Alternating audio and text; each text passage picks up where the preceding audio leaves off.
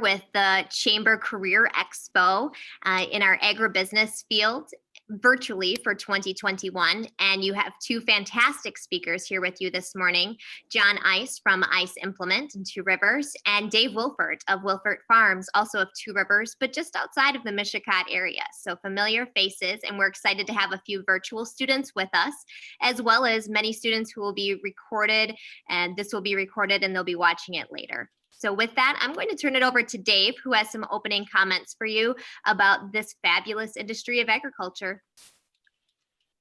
Good morning, everyone, and welcome to the career fair, or the career segment of the Chamber's activities for the year. Always fun to be here and involved with it. A little different this year on how we're doing it, and we're usually a little more hands-on group, but we're going to adjust like everyone has to the pandemic, and we're going to try to do our best. I like to introduce myself as part of agriculture that is the production end of agriculture. Now, as we get into agriculture, we look at an industry where my first question I like to ask everyone that's in the room is, if you were going to be on a team today, do you want to be on a winning team or do you want to be on a losing team? I would think that everyone would want to be on a winning team. I'm always been that way, that I like winning at things a lot better than losing at things. And that's why I'm involved in agriculture. The statement I like to make, and I adhere to it, is in the United States of America, we do agriculture better than anyone else in the world. We're number one in production and many of the things in agriculture. Now, if I was a young person and looking for a career, I would end up want to be in an industry that I know will end up continue to be strong, continue to be a leader, because usually when you're on a team that's winning and a leader, it means also a lot of individual successes for everyone down the line.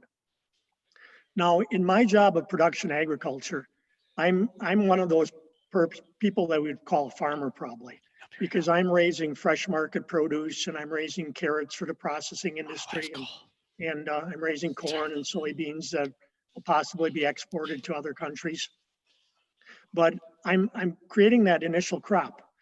Now, my job is a lot more difficult to get into some of the other support things in agriculture because it involves having a large amount of capital. Land isn't cheap, equipment isn't cheap. And fortunately, I've grown up in this industry and expanded in this industry through my lifetime. So it's easier for me or for like family members of my own to be in the production end of agriculture. But there's so much more than what I do. And it starts with what I do. And that's why we need to look, and I need to bring in people from the youth, from the high schools and the colleges, and to develop that talent to be my support. Because just like Aaron Rodgers may be a very good quarterback, if he doesn't have a good offensive line and a lot of support people in that team, he's not going to be a very good quarterback. He's going to be on his back. And just like I am, if I have a good support crew behind me, I can do many wonderful things and produce tremendous amounts of product. But without good support, I'm nothing. And it all starts with everyone as a team. Now, let's review who might be on my team, for instance. Let's talk about my seedsmen. And some of us remember Colleen Tim, who used to be at Mishicot School System. Her husband is one of my seeds people. And so Phil travels the world picking out better seeds for me to plant and doing a real good job of getting me the best quality seeds to start my product. If I was in dairy, I might need veterinarians there to be pregnancy checking my cows or end up doing the feed rations. So feed ration people in the dairy business. At times I need lawyers because we do some contractual work as far as selling grains or delivering product. And even when it comes down to like seed that we use, most of the seed that we use today has patents on it. So those companies that develop the seeds have lawyers that end up draw up and set those things in line so that they're protected on what they've spent a lot of R&D money to develop. I need agronomists. I need people who will be out in the field and say, this is what plant food I need. This is how we need to end up take care of these crops. Because whether we're organic or regular farmers or somewhere in between, which we kind of are, we need people that can come in and know what diseases this plant have, or what disease may we have coming up because of certain weather conditions or different things that are happening out in the atmosphere and in our environment. I need a big part of my team is my technical repair, and the guy sitting here with me, John Ice. He's a big part of what I do. He's a person that ends up gets me equipment that ends up keeps me going every day, because a lot of what I do on the production side involves planting, it involves harvesting, it involves putting crop protectants on. And very much like a doctor would, if I have an illness or I have something that's bothering me and I call my doctor, say, can you help me? The doctor doesn't say, well, maybe next week I can. And John's the type of guy that I have on my help staff that when I holler and got a problem, he runs for me. And because of that, it's enabled me to be very successful at times, because a lot of days what we're doing involves the chance of making or losing a lot of money. So that equipment salesman and technical repairman, very important for me. And I call it industry assistance. Between all these different people that support, that industry assistance is very important. Now, because we're in a industry that's very important, these jobs pay pretty decent. Through the years, a lot of people have said, agriculture is some of the poorest paying jobs that are out there. But this is one of the farthest things from the truth. Many things in agriculture, the backup things that support me, pay very good money. And I know that because I've got relatives in my family who have branched out to not be in the production that I'm in, but that are in the support part of it, like selling equipment or servicing equipment or doing the legal part of some of it. They make pretty good money, and they've done very well in life being in agriculture. And I think we can all relate to that if we look back in through the COVID of 2019 here, and we look at what things ended up remaining active and being important. And agriculture has been important all the way through, because we all need to eat.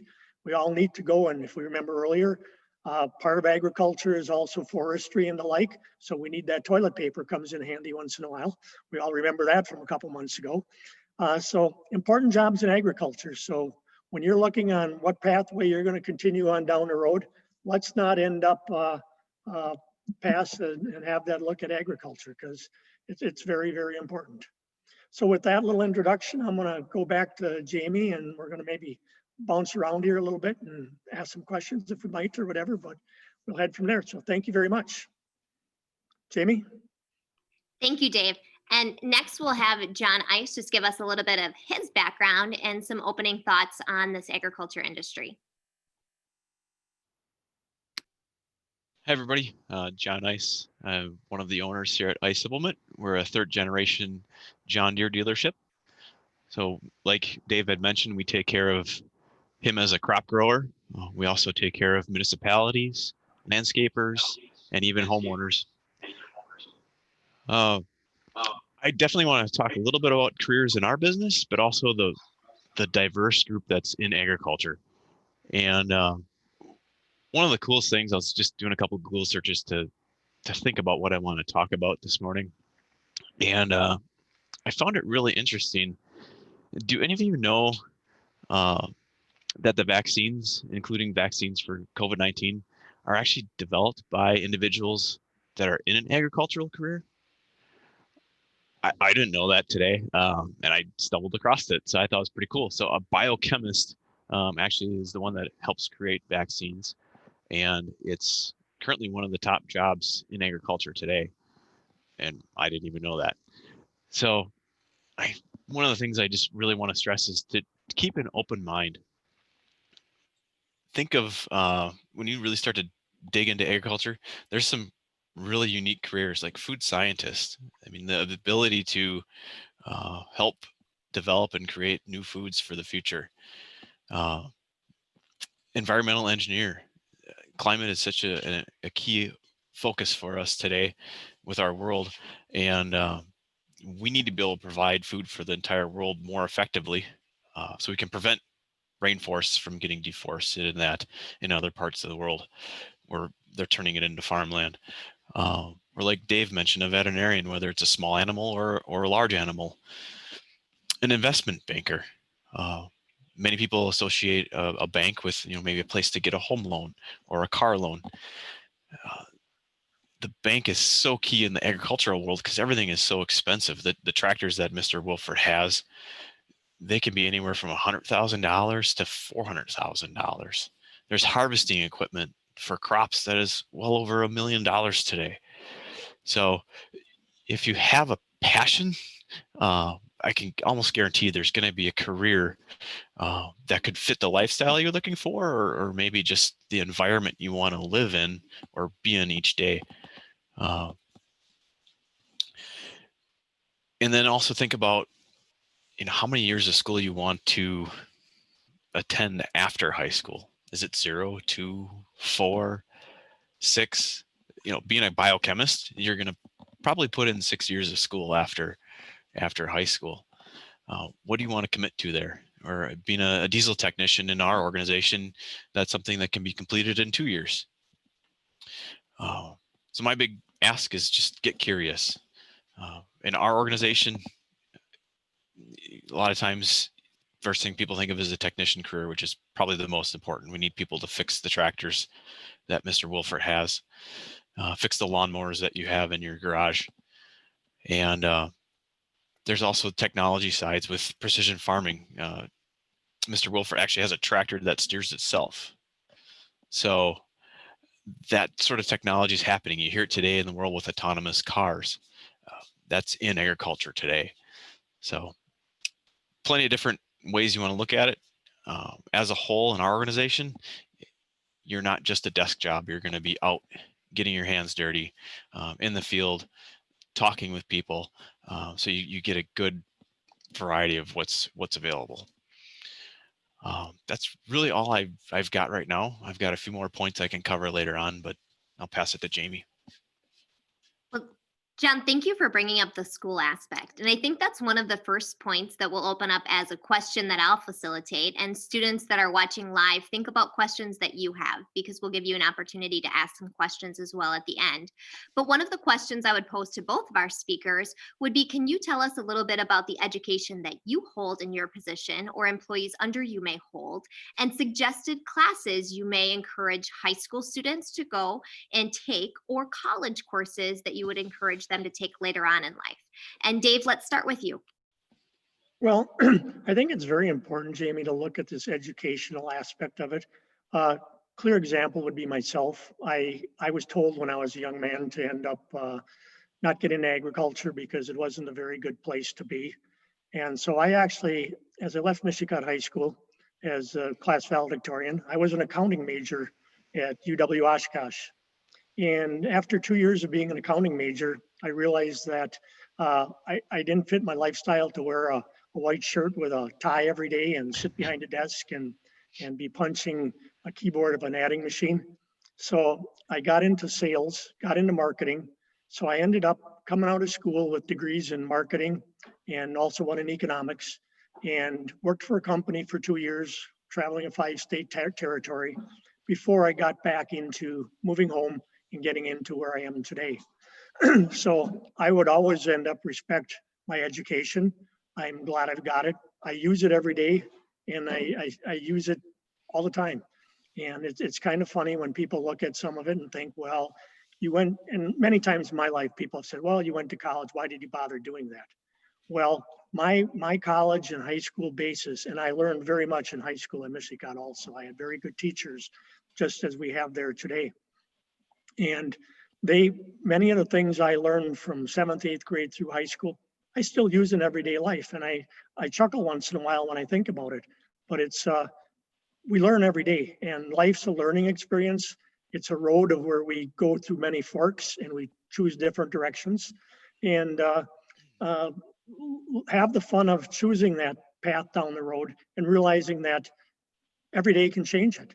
And don't be afraid to change it. Don't get stuck in the mud of thinking where you start is where you're going to end up, because it can be a lot more fun when you go down that road and open up the opportunities that are there and move on to bigger and better things all the time.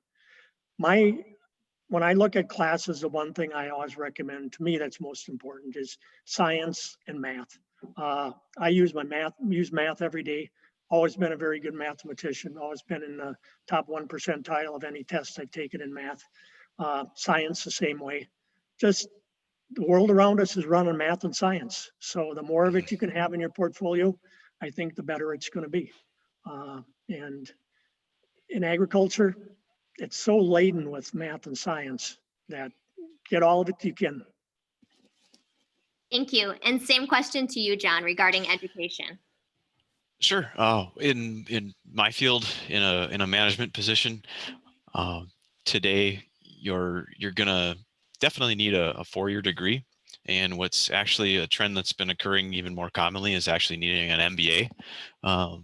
In a lot of larger organizations, there'll be tiers for promotion. So your 4-year degree will get you started on your feet, and then later on in your career, you realize that you'll have to go back and get additional training with an MBA to get promoted to the next levels. It'll be a requirement. So keep that in mind as you search for what career path you want to go on, so that you know maybe where the next couple steps are with that. So a lot of people, similar to Dave, will say, well, why did you go to college? You have a family business. Well, it's not that easy. It just doesn't get handed to you, and things change. So I thought a 4-year degree was all I needed. And after 2 years back in the workforce, I realized I needed even more than that if we were going to be successful. So I went back and got an MBA doing night classes. So have a plan, but know that your plan is probably going to change, and just be prepared to adapt to it. Careers in our business, there's jobs that you can come in right out of high school and start working on and learn on the job and become an expert at. Say like on our parts team, you could come in and start selling parts over the counter and work your way through and become a parts expert. Careers in the technical side, you're going to need a 2-year technical degree from say LTC or NWTC or MATC. If you want to be a mechanic, that's definitely going to be a path there. One thing that I would stress is classes you could do right now is communications. That is, when you look at your career and where you're going to go, you have to remember that there's thousands of other people that are going after the same career, and you have to set yourself apart. And what are you going to do? And one of the most important ways is how you communicate. If you can be creative and have some influence when you're starting to do interviews and get on the job, that's what's really going to drive some of your success to move forward. And explore things outside of the classroom. FFA, FBLA, organizations you can be a part of, where you can start to learn and execute on some of those communication skills or critical thinking skills. Last one would be, as Dave said, math and sciences. I had my mindset on a business career. I'm going to go and get a business degree. I don't need math. I'm going to be doing finance and doing numbers, and that I get that math, but I don't need geometry and trigonometry and calculus. And I remember telling my geometry teacher in high school that I'm not going to need this. This is useless. So why should I put the effort in? I got to college, and I'm a AB student all the way. Always had really good grades. Trigonometry in college, I got a D. So I got all A's and B's in college. I got a D in trig because of the mindset I had, because I thought that I don't need this. Nobody's going to tell me otherwise. And I will say math makes the world go round. So even if you don't like it, you're going to have to try to find a way to like it, because it's going to be part of your life all the way through your career. Because every business that you become a part of, that you work for, that business is there to be profitable. If it's not profitable, it's not going to be there. So culture is so important today, but you still need to be profitable in order to have a good culture in the workplace. So everything does ultimately focus down to the dollar amount. And if you can understand finances and math, that will help you utilize those communication skills and build on your career. Thank you for that. Now, in addition to talking about classes that students can take to succeed, a lot of times the draw to agribusiness is that every day is different. It's a little bit diverse. There's inside work, outside work, there's hands on as well as desk work. Can each of you talk just a little bit about how diverse your career really is and kind of what a day in the life looks like as if there was a typical day? Dave, we'll start with you. Well, I think that's about as truthful as you can get, Jamie. And when I look at, I guess I'm kind of a jack of all trades when it comes down to that. And I look at the numbers game. I started out, and we still end up do all our own tax work here at Wilford Farms. Uh, we do a lot of different technical things that people end up with, excuse me, otherwise bring other people in to do. But I've done through my lifetime of, and I like the fact of I'm in and out. I'm not by a desk very much. I'm out in the fresh air. I'm in my pickup truck. I'm in a piece of equipment, or I'm working with people because in summer we employ somewhere in that 30 to 35 people. So I'm kind of thinking myself as a people's person.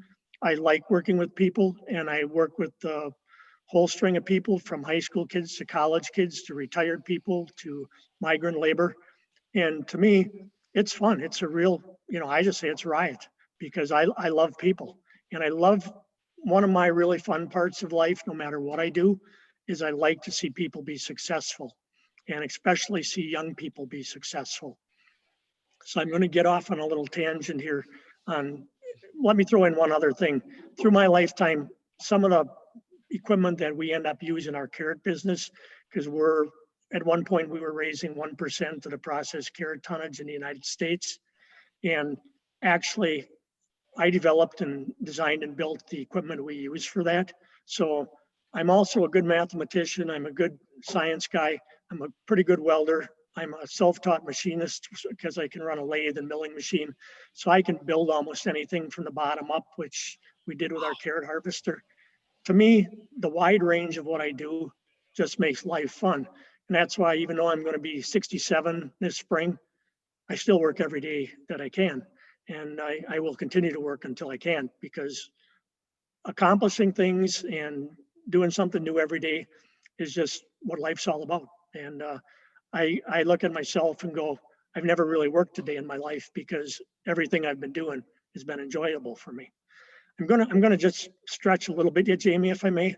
The one thing I want to include, which John and I always include in this session that we do every year, is, and comes back to my statement about being on a team.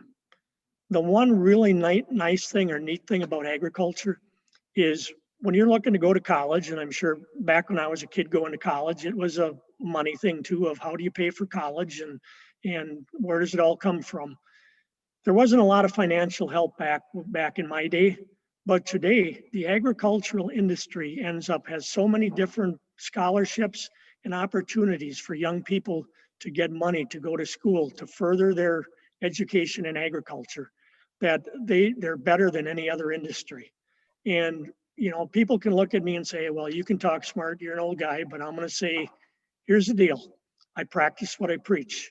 And both of my children are in agriculture today, or in some facet of agriculture. My son is in production agriculture along with me.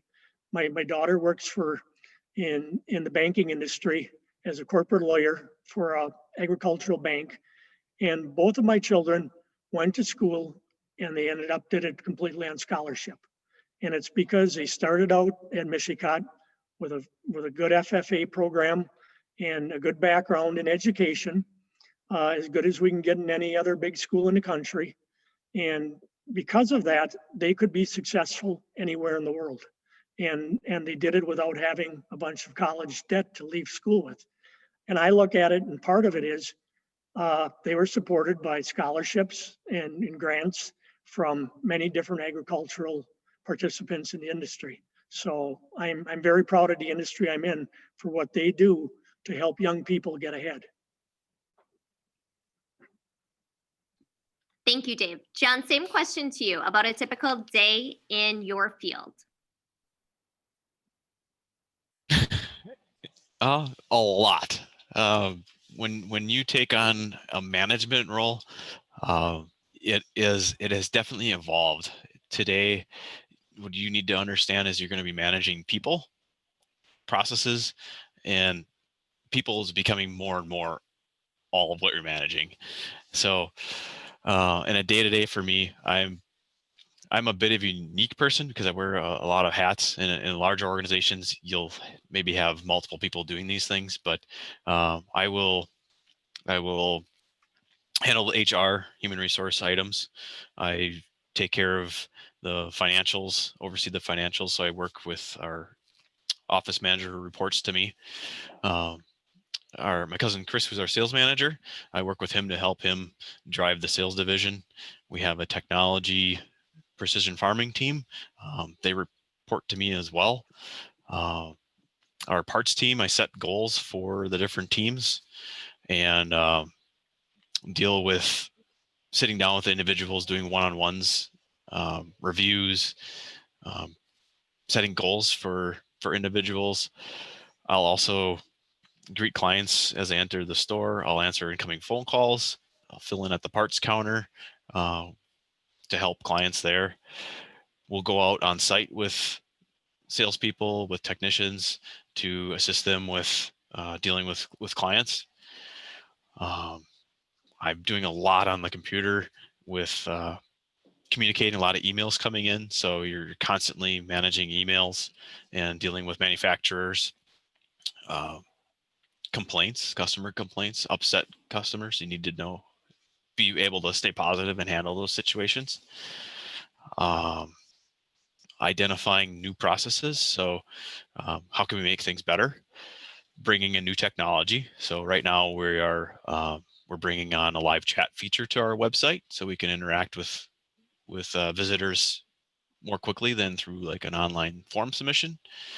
We are building out automated processes using AI for general processes throughout the organization to try to streamline and have less paperwork for people to do.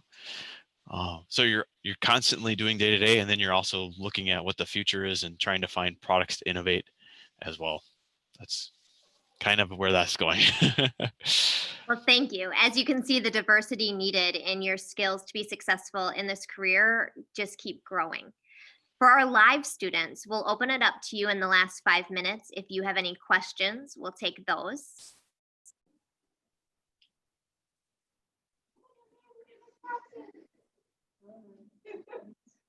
What's question?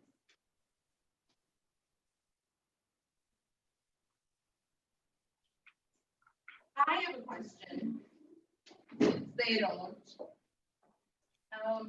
Here at Michigan, and John and Dave, you may be familiar with this, but we have something called readiness skills. There are 9 skills that we ask our students to focus on throughout their time here at Michigan and develop them. I'm going to give you 3 and ask if you could pick one of those 3 and talk to us about why it's important in your industry. So under the heading of innovation, our 3 skills are problem solving, self-direction, and creativity. Of those 3, is there one that you feel is really important in your industry? And if so, why?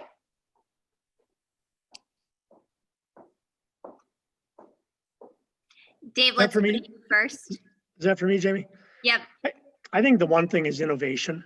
And in agriculture, we're always innovating, and kind of innovation has been the story of my life. As I've come up through the years, many times people said, you can't do this or you can't do that. And we've ended up taking things that people have said wouldn't work and couldn't work, and we've made them work. And it's really a very rewarding part of life when you can be told this can't happen or this won't work. And I'll use our carrot industry as one example of that. When we started doing carrots, there were 34 growers in the state back in 1984, and all the carrots were grown on drained wetlands around the state of Wisconsin. And they said that drained wetland or muck carrot was a better quality carrot than what a sand carrot would be. So we became one of the first growers in the state of Wisconsin to be doing carrots on the sand. And because of our innovation and saying we could do something better, we actually ended up, and it's a rewarding thing from my end of it, when I look back almost 40 years now. The reason the carrot industry is shaped the way it is today in Wisconsin is because of the work that we did in innovating that change from a muck carrot to a highland sand carrot, because we raise a better quality carrot for the canning and freezing industry than what that muck carrot was.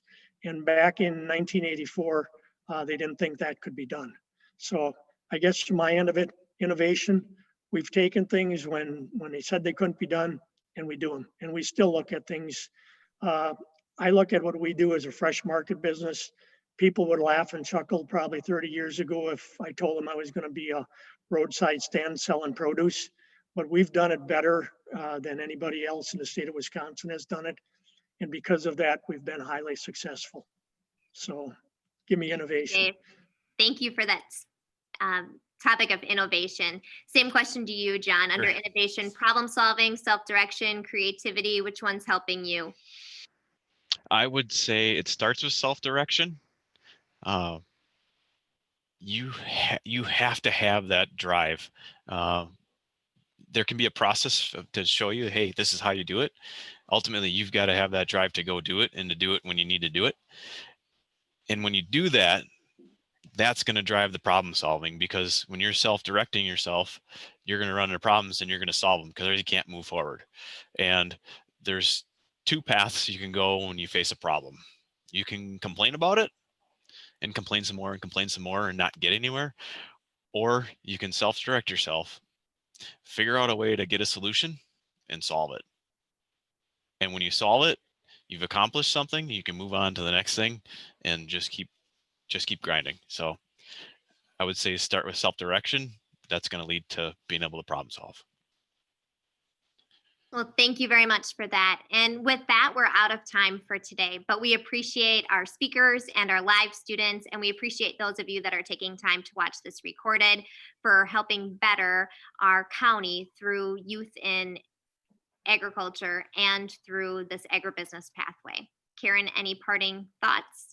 No, that was a really interesting presentation, and I want to thank you both too for coming forward and sharing all this information with the students. So thank you. Can I throw in one 15-second thing? Yeah. Sure. Oh, get curious. There's so many careers that I wasn't even aware of until I got to college. So look through a list, go on YouTube and just search. What is it like to be a biochemist? What classes should I take now if I want to be part of the Department of Natural Resources? Use that search advantage to you to find out what path you might be able to go down.